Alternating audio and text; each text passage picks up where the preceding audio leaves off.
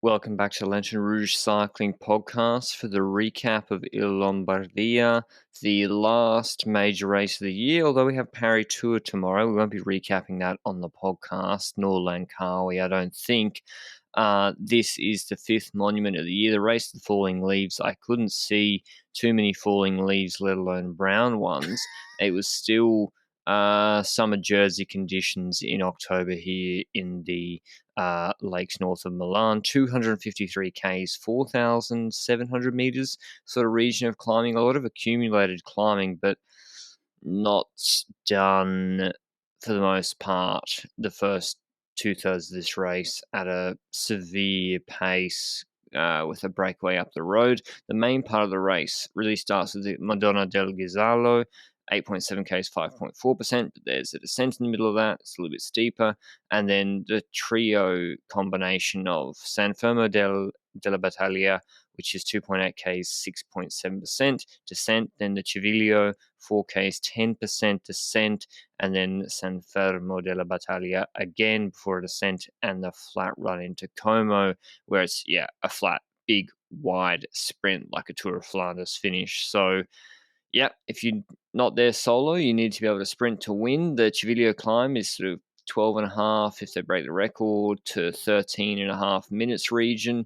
Not a 20-minute climb. Ghisallo's a little bit longer. But we had some retirements, Benji. We should talk about, it's who? Valverde's last race, Nibali's last race, and he had a special helmet for it. And Nieve. theoretically, possibly Pozzo's last race, although I think that's We don't I know. think he's more than good enough to keep riding at World Tour level.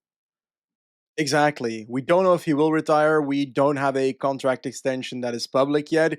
I think he's definitely a rider that should deserve another World Tour contract if he is willing to ride another year. I haven't found anything about that, so I don't know. But another rider that was supposed to retire today and is still supposed to retire today was Mikel Nieve, and he actually had something unfortunate happen in the race. During his last race at Cajarural, he ended up crashing in one of the descents with Fortunato, and they were both out of the race as a consequence. Nieve potentially with a collarbone fracture. So what a shitty way to end your career, man. Like, this guy has won Grand Tour stage in the past, has been part of mountain trains in the past at the highest level. Nieve is the big guy, and just such an unfortunate way to end his career, similar to the unfortunate way that Richie Porte and Dowse's career ended, where their last race was taken away unexpectedly because the Queen died in the UK. And now this with Nieve, it's like half of the retirements are being done accidentally or in a way that is not fun for the rider, which is a bit disappointing, I think. I want riders with a career to be able to end it on a positive note, at least, or a relatively positive note. And talking about a positive note, I was expecting Vincenzo Nibali, the Shark of Messina, to show one last breath of fire throughout this parkour. And perhaps it might happen, perhaps it might not. But that's basically it until Madonna del Ghisallo, right? Because we saw nothing else, break being caught afterwards, and Madonna del Ghisallo being the climb where the action started occurring. And there we saw multiple teams moving to the front and three teams spacing, but in a certain order. I think Ineos was the first one to pace. Yeah, listen, Ineos tactics this year for a lot of the races, Cobble Classics was good, but I don't know what they were doing. Kind of in some of the Welter climbs, this was even weirder because they had Sivakov, who was clearly not a leader, just go to the front at the base of Del Ghisallo with Yates' second wheel eating a load of wind at 25, 30 Ks an hour. Sivakov just launch it, and with no plan for any other rider to keep it going. So I was like, I didn't really understand the point of it. And yeah, no one really continued. They keep doing it in EOS. It's like they've been doing it for almost a couple of years where they don't realize they're not the strongest team in the world anymore. Yeah. Like they need to be a bit more conservative sometimes.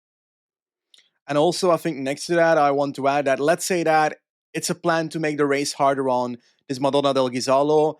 I think you're right in pinpointing that. Let's say that a Sivakov paces and then another rider comes around and starts pacing and another rider, and it's all to plan Yates as the final rider in this race and make sure that the peloton is thinner. Sure, that's a possibility, but the fact that there's no one after Sivakov just makes no sense, like you mentioned. That's the aspect that is the worst for me when it comes to this tactic. The fact that it's Sivakov, if he's in bad form or worse form than in the Vuelta, for example, then it's understandable that they fold him into a domestique role. But the fact there's no follow up was the issue for me. But then there was a follow up, but not from Ineos. Then Jumbo came to the front with a lot of riders starting the pace. And I was also thinking, like, what is the aspect that Jumbo has in this race? What is their goal here? Because they've got Jonas Vingegaard, they've got a rider that on paper, if he gets over the Chigviglio with Pogacar, he's unlikely to beat Pogacar in the sprint, so we'd need to drop Pogacar on the Civilio. So maybe they're trying to make the race hard already, maybe to drop some punchers as well, even though I would have expected them to drop on Civilio anyway. Like, what do you think the goal was from Jumbo here on Madonna del Ghisallo? It's the longest climb of the race, so I think they were trying to, make the race as hard as possible on the climb that maybe suited Jonas the best, or because it wasn't to keep him in good position because he wasn't sitting too near the front. He was sitting, I think, behind Ineos and UAE. Harper was pulling a lot. Again, it was kind of like the Vuelta where Harper would pull, Omen would sit in and then be dropped sort of without being able to pull when it's clear that Harper's stronger than Omen and Harper should pull after Omen if they're trying to make the race hard. But yeah, that they weren't. No one was the strongest team in the race out of Ineos or Jumbo Visma. It was UAE who really dominated this race from the middle of the Ghisallo onwards. They shut it down completely. It was actually a pretty boring race. Actually, there were no furious attacks from lots of different riders. It was literally from 70 k's out. Almeida goes to the front, absolutely starts ripping it like it's in a single line. Yeah, it's still a big group, but no one can attack. No one can play numbers. And he paces Ghisallo, paces the descent. I think I would have probably done Hirschi on the descent because a lot of riders came back on the descent, like Harper, for example. Like the group swelled once again, and then it was Almeida in the middle, the sort of a fair valley before the San Fermo first climb. In fact, there's a really technical descent as well. I'll talk about that in a second, but before I get to that, I'll mention I teased it a little bit ago that Zwift had announced a raft of updates landing soon, meaning there's never been a better time to join, particularly when this is the race of the falling leaves. We're getting into winter, but it has now launched one of the most requested features ever on Zwift, the holo replays or holo replays is where you can chase or race your latest or best segment completion and basically chase your PR ghost on Zwift. So that's launched. If you want to check it out, or Zwift more broadly, you can go to Zwift.com through the link down below and get a free 7-day trial. But yeah, what do you make of UAE strategy, Benji? It was the same as like what we see in every race for Pog, one-day race that is. Yeah, we saw it gradually changing a tiny bit, though, I think, in the Italian Classics. As in, we, I think, had Emilia first and Trevali, and now we had Lombardia. In Emilia, we saw the team prepare him, and the likes of Ulisi was used earlier in that train, for example. Formula once again in that race, the one that tries to launch Pogacar, but it wasn't Pogacar that ended up doing the attack in Emilia. Nonetheless, Formula lost rider and so forth. So that worked there, but Moz was a tiny bit stronger was a significant bit stronger on the last two San Luca climbs in that race. Now, Trevali Varesine, we see a strategy where it's more, I think Ulisi was used as second last rider, even if my memory serves me right, in Trevali Varesine. So they played around with the train a bit in the last three Italian classics, and we saw Trevali Varesine being won by Pogacar in a reduced sprint. Yes, the parkour was not as hard as an Emilia, for example, not as hard as a Lombardia either, but we do notice changes there, and perhaps Pogacar getting a tiny bit better again compared to Emilia. Now we move towards Lombardia, and we see a strategy at this point in the race where once again UAE starts pacing, even on at the top of like Madonna del Ghisallo. You mentioned it. Almeida was also doing a tiny bit of work there. Then in that valley, also still pacing, trying to keep some people behind, but I also think they didn't really care when Alaphilippe came back in the valley and so forth. But you're right that they just had that train again, trying to launch Pogacar. That was what I saw when they were moving towards Sevilla and so forth. So I saw no change in that except for the fact that the order of the riders in the train changed a tiny bit, that Ulisi was being saved in the wheel of Pogacar, looking like it at the start of Sevilla. But we'll talk about Ulisi in a bit on this climb. Like, let's go through Sevilla properly. What happens left and right? What happens? It's, yeah, just UAE pretty much. Well, first Matteo Fabro goes to front. I don't know if anyone. Does anyone know what. Does Bora know what Fabro was doing? Because Igita was in bad position at the back of the group, and a lot of riders, Jonas, Igita, a few others, really struggled. Lopez. They probably didn't have. They definitely didn't have Pog's legs, of course. Anyway, but with the descents into the run into these climbs, it's you enter these climbs in bad position and someone at the front launches it. You have to do a huge watt spike to get back. Someone loses the wheel, you have to close it. It's just not where you want to be. And Igita was at the back, and Fabro was just dangling in front of Micah. He literally on camera seemed to not really know what his plan was, and it wasn't an attack because he'd get given a gap and then kind of stop a bit because Micah was just doing his set pace. And then I'm not sure if it was Formula or whoever, but yeah, they just launched Pog. It wasn't shown. Was it shown directly on camera? The Pog attack, probably not because it's RCS race, and only Enric Mas, I think, can follow. Landa was a little bit off. Vingegaard's dropped. He'd already closed a gap, and then he drops immediately. So it's just the same as Giro dell'Emilia, except it's Pog attacking first this time. Makes sense. And then Enric Mas counterattacks him, then Pog counterattacks him. Landa comes back. This is where it gets really confusing, Benji. Why, with Valverde behind, like Ultima Bala, when you think about Masnada with Alaphilippe behind last year with Pogacar in the same race, why did Mas, I get him Yeah. attacking, but why is he pulling with Pog ever in this finish? Well, initially, the group 2 had Valverde in it. So then there's no point in my eyes to see Mas spacing in that front group at all. Now, the group behind started falling apart at a certain point where I think Carlos Rodriguez and Higuita got a bit of a gap of like 30 seconds at some point, like 2 minutes after they attacked already. So that Valverde group was not really cooperating properly. So after that, then there's a reason that could happen. But initially, I agree. If he's together with Pogacar, then there's no point to be pacing with Pogacar because Pogacar is the fastest rider in that group 100%. And there's no like climb that is coming where he's on paper able to drop a Pogacar. And if Valverde is in the group behind, then he should be sitting on and hoping that Valverde comes back and playing the Valverde card on a finish like this. But once that second group fell apart, then there's the valid reason that he could be securing his podium by pacing with Pogacar and Landa in that group as well, while Valverde was not in G2 anymore. Do you think that's something he should be thinking about, knowing that the relegation battle is not ongoing anymore for Movistar? Should he still be playing the podium in a monument? That's the thing. I don't think he was playing points because they're so safe. It's not possible. And also, even if worst case happens, you do a really risky strategy, and Hugh and Bala come like 6th and 8th. That's still a load of points. So I can't be the points thing anymore. I think it's just wanting to maximize being on the podium of a monument. You also don't know what bonuses guys get. How their contracts are structured. Maybe guys get bonuses for a podium in a monument rather than just wins. I don't know. In this case, what he has. So it could be that. It could be second gets more than third.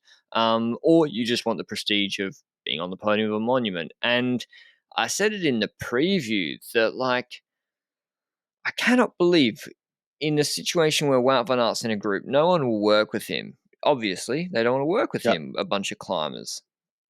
People still seem to work with Pogacar in small groups over and over again, and I don't know what it is. I feel like it's a cognitive dissonance that because he's a GC rider and so good at GC, they still underrate his sprint. And it's like you literally have like 2%, 3% chance of beating him in the sprint. It may be around there. It could be 5%, 1%, 0%. It's never zero. but people act like Yeah. they have a fighting chance, like a Mas and a Landa, and Landa didn't. Mas kind of did, and they don't. I don't really get it. Igita and Bardet were behind. They dropped Vingegaard.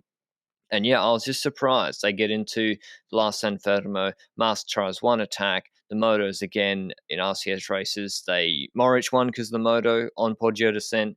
Mas got blocked by attacking his one attack on San Fermo, or the second last attack. It's a real shame. I don't think he would have got away anyway. And then pretty Nah, much, but yeah, still. they dropped Landa. Is that what you think he was doing? Do you think he was riding for second? Because he kept relaying with Pog, even with 3Ks to go. I think he was probably riding to secure second at that point. I won't lie. Perhaps there's a tiny idea that perhaps if I keep on riding, then I might be able to surprise somehow in the sprint. I don't believe that. I wasn't expecting that to happen. I don't think anyone that was watching was expecting that to happen. I think it was pretty clear that once we got onto the San Fermo di Battaglia and we saw that first Muzz attack not work against Pogacar and that second attack being blocked by the motorbike, that I agree with you. It wouldn't have had any influence if that motorbike was not there, in my opinion. But Pogacar countered towards the top, and once they both get over the top, there's just 99% chance that your boy Poggy wins this race. Like, he'd have to crash, have a puncture, something should happen to like influence him. And fortunately for the race, because it would have been really sad if that occurred in the final of this Lombardia, Pogacar and Mas stay together throughout that descent. Landa, well, he's back towards the top for a bit because like Landa was like playing like the guy that drops and then comes back, drops and comes back. Do you think it's like on purpose that he doesn't react to the Nah, he accelerations? couldn't. He couldn't react. I don't think he looked, because he would have been able to close back quicker on the flat. And Yeah. I think because Mas wasn't pulling that hard, and I'm not saying that Mas pulling meant he then didn't win the sprint or something. He's still losing the sprint. I just think the only way he or Landa have a chance of winning is to form an immediate unspoken alliance and be like, we're the only two. Unfortunately, the gap is so big to the group behind that Poggy doesn't need to just pull full gas like he did with Masnada in the wheel last year, and they need to roll attacks. And Landa didn't really get to attack on the descent. I think Pogacar on the Civiglio descent maybe kind of anticipated that Landa might attack, and they didn't do that. Mas kind of rode against Landa. So, yeah, we get to the sprint, and again, Carapaz, if you watch the Igita Catalunya sprint, Igita's has a much better sprint than Carapaz. But Carapaz beat him in the second last stage of Catalunya this year because he triggers Igita to go. He stays in the draft for as long as possible and then does his last a 5-second burst out of the draft. But if you're a weaker sprinter like Mas, and you do the same equivalent time in the wind as Pogacar, you will lose 100% of the time. And that's what happened. Mas needed to bait Pogacar. Pogacar did what he did in RVV. He tried to wait for as long as possible, but this time Landa didn't come back like Van Baal did, and Mas went at like 100, and Poggy's just winning that. And he wins Lombardia again, back to back. I'm sure UAE are very happy. Like, they're a lot of Italian staff, and Gianetti's Italian, and the sponsors are Italian as well, a lot of them. And he beats Mas Landa, so a Spanish 2-3. Then Igita wins the sprint against Rodriguez behind. Valverde wins the group 3 or 4 sprint for 6. So 4 Spaniards in the top 6. Then Mollema Mollard, which Benji I think said were top 10. Bardet, Yates, Piccolo 11th. That's absolutely mental. What the hell? Vingegaard loses 2 minutes and he finishes with just ahead of Laszlo and Martinez in 16th. So not the best day for him. He didn't have it on Civiglio and yeah, overextended. Where, But where, where, where's my shark? he got dropped on. Where did he get dropped? He Civiglio? drowned on Sevilla. Ooh. He straight up drowned. A shark that drowned. Not okay. He needed to But attack on that. yeah, regardless of today's He race. needed to attack earlier Sorry? for TV. I don't know. I don't know. I don't care. Like, I'm just gonna be sad that his career has ended and cry all night. But next to that, like, Valverde able to still get a top 10 at the end of his career on the last race was expected. He does it.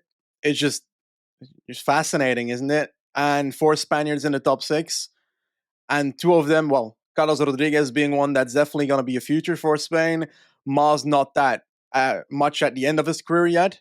So looking a lot better, eh? Spanish cycling in the last like 3 months compared to the year before, for example. But I also want to mention Pogacar wins Il Lombardia.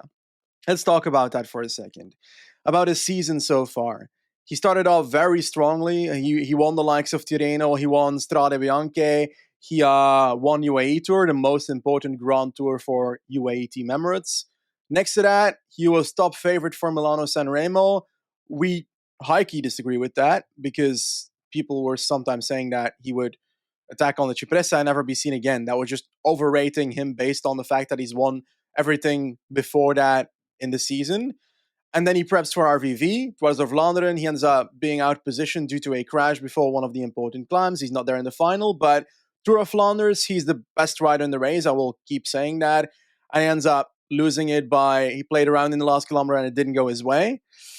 Tour of Slovenia won. Doesn't matter. No offense to Tour of Slovenia. And Tour de France getting second there, just behind Vingegaard. Doesn't win the Road Race World Championships, wins Montreal. Was it a season that needed to be saved by a monument win? As in, there were 0 Grand Tour wins, 0 monument wins before this Lombardia? Is it harsh to say that this arguably saves his season? No, because he's paid to win the tour. Well, I don't know why he's sorry, I know why he's paid the big bucks. But I don't know what UAE's goals are that they set in January 2022 with him. But from my perspective, yeah, his goal should be to win the tour every year, and if not, to go to the Vuelta and try and win that. But he didn't do the Vuelta, and he didn't win the tour. So, um, I wouldn't say I don't really believe in the saving the season. I think he turned up to Lombardia. He was the favorite. He got the job done. It's extremely impressive how he carries his form from February all the way through to I think middle of October or early October, and that's where sometimes people have got a little bit confused with Pogacar, but particularly in the Tour this year was evident where because Pog wins on Jebel Hafid seemingly easily in February, or Strade, where Alaphilippe crashed, and I'm not minimizing them, I'm just saying the what's there are not the same as the Tour, and that are required to win the Tour, and the same as today, the what's they're doing on Civilio are not enough to drop someone on Murder Pagur. He was better probably in the Tour on Murder Pagur than Civilio today. I haven't seen the what's, but Murder Pagur probably higher. And so whereas other riders their peaks are higher and their troughs are lower, whereas Pog is just always just absolutely world class. And if you're absolutely world class for almost every race you do, you're going to win a lot of races, or top 5 a lot of races, which he has. So it's still a great season. Could he have won the TDF? I don't know. Jonas Leg's crazy. That's for a discussion for another day. But yeah, on this parcours, Benji, how could any team have beaten Pog today? I don't think there was too much they could do, as in the team around him was the strongest team in the race. That's simple. And next to that, the parcours offered no real ability to get ahead of the peloton as a outsider or GC leader before they get to San Fermo di Battaglia the first time around. There's just no chance in my eyes that you can attack on Madonna del Ghisallo against the train of UAE and actually stay away. Like, I saw no ability to that. I saw no ability before the race started, and during the race that just proved what I thought before the race. So he was the heavy favorite for this race. We mentioned beforehand that he was likely going to win, and then we both selected 2 other riders, so we did great in doing so. Vincenzo Nibali was probably the worst pick that I could have gotten from the people that that were on the list of riders that started, but I had fun selecting him and following this race as well. But yeah, Pogacar does it, and he does so ending the season in a proper fashion. We can't complain about that. He's been a very entertaining rider this year. We can talk about him getting second at the Tour de France being a disappointment. For him, it's most likely a disappointment for the team probably as well. But in all honesty, he was one of the most entertaining riders in that race. And in many races that we saw this year, opening up so early in Strade was a fascinating sight. As a viewer, a cycling viewer, there is no way we can be disappointed in the season that Pogacar had.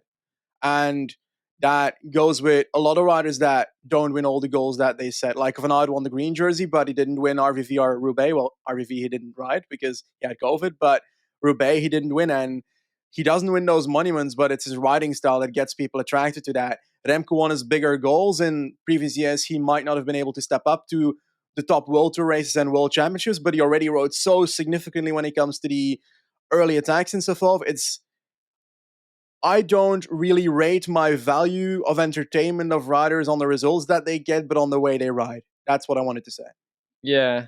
I only care about results.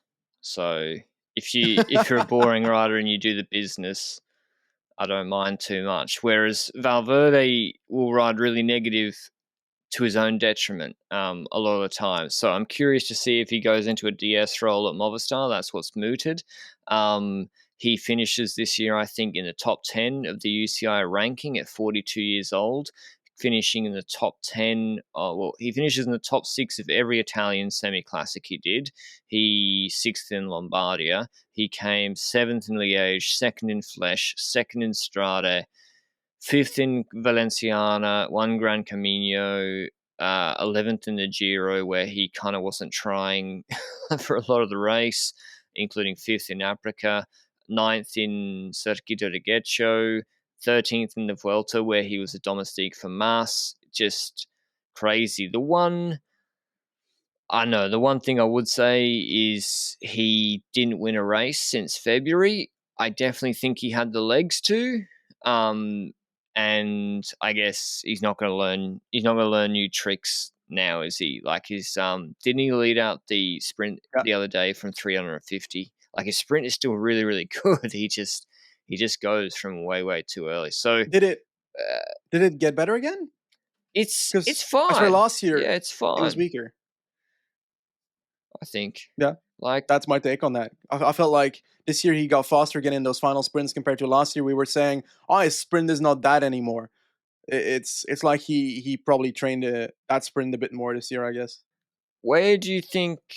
Do you think Movistar are okay? I guess if he's going to retire, you want him to do it at the end of the 3-year relegation cycle, so you can you don't want him to do it. If he did it last year, they would have been in very, very big trouble. And Garcia Cortina is performing a little bit better. I think, yeah, it's crazy. Like, he probably wants to retire, but he and Pozzovivo can easily keep riding. Even Nibali came fourth in the Giro. Like, I know he didn't do as well as we might have hoped in Lombardia, but they're still well above average riders. Well above average at very, senior ages. Pozzo's nearly 40, I think. So, any other thoughts from the race, from Valverde, Benji, from Movistar? Anything else? Because it was kind of, or even on Lombardia itself. Do you think it's in the right spot in the calendar? Is it exciting compared to the other monuments? I do find it exciting, and it was more exciting than I thought it would be yesterday evening, for example. I was like, okay, my cycling hype towards the end of the season is always a bit lower than in the middle and towards the start. That's obvious. I think for many people that's the case, but it still lived up to expectations today. I still very much enjoyed it. I think it's, I don't know if it's in a good place in the calendar. I'd have to think about that a bit more, but my final note would be one more question, and that is we look at Pogacar having won 3 monuments right now, LBL and Lombardia last year, Lombardia this year. I think, did we both mention that he would be able to win 5 monuments throughout his career? I think I came to that conclusion at least, but I think you also said that he could win all 5 monuments when we did that section last year, for example. Now he's won 2 of them, but one of them twice. Do you also believe that he can still win the other ones, knowing that the Remco is coming up and so forth? Or will that make it harder for him in the coming years? Sanremo, what's he got to do there? He's got to... Difficult, eh? Go into a group like the way Kwiatkowski won and finesse Sagan and MVP and then beat them in the sprint in a small group. He can win Sanremo. Roubaix, is he going to base the season around it? That's the thing, Is when you got the Tour de Yeah. France coming up, are you going to base your season around Roubaix not that far before it? In your prime. That's the key, in your prime. Whereas you might do it like Wiggins did it, when he just wanted to do it at the end of his career. So that's the question mark. RVV obviously can win. So yeah, that's just a question mark is scheduling about Roubaix, because Sanremo and RVV he can obviously win. Whether I do have a question though on UAE. The strategy was fine today. They win. Pogacar was the best rider today, so they win. I would say their strategy is only applicable or only really works when Pogacar is clearly superior, and when he isn't Mm, by far superior, I don't think it's the best use of resources. It was exactly the same. They did the same strategy in Milano Sanremo, exactly the same, but he wasn't clearly superior, and he just attacked on Poggio at the start into a headwind twice, more than twice, and it went nowhere. So, yeah, it relies on him being the strongest and doesn't work so much when he isn't. I disagree a bit. As in, I agree that a strategy would only work if Pogacar is good enough to stay with Moss over the Civilio and the San Fermo di Battaglia. Does that make him far superior that he's able to stay with Moss? I wouldn't say so. But I also wouldn't compare MSR to this race, because in MSR, there's a bigger chance that a larger group gets over the Poggio, and then it becomes an issue of having to control rolling attacks and so forth after the Poggio top. Like, that's the issues that a Van Aert would have, and that a Peterson had, and that a Ewan had, for example. Like, those riders have issues with that after the top of the Poggio. But I'd say that it is, I agree in the sense of the strategy only works if he's good enough to follow Moss, but I wouldn't say if he's far superior necessarily. Yeah, That but makes that sense? includes the sprint. So, like, he's superior Yeah, because he agreed. has the sprint as well, whereas in Yeah. MSR, he doesn't have the sprint advantage against the bigger guys. But yeah, just something to look at for next year. If perhaps, Lombardia, they send a Remco turns up. He had his wedding instead today. Um, Dodged Lombardia for that. So, you know where I stand on that. And, he should have had it on Monday. He should have done Lombardia Gravel Worlds combo. So, yeah, priorities, I guess. Anyway, that's all from us. Thanks for listening throughout the season. Last World Tour race of the year. We, of course, have a jam-packed calendar for the off-season coming, so stay tuned for that. But until then, ciao.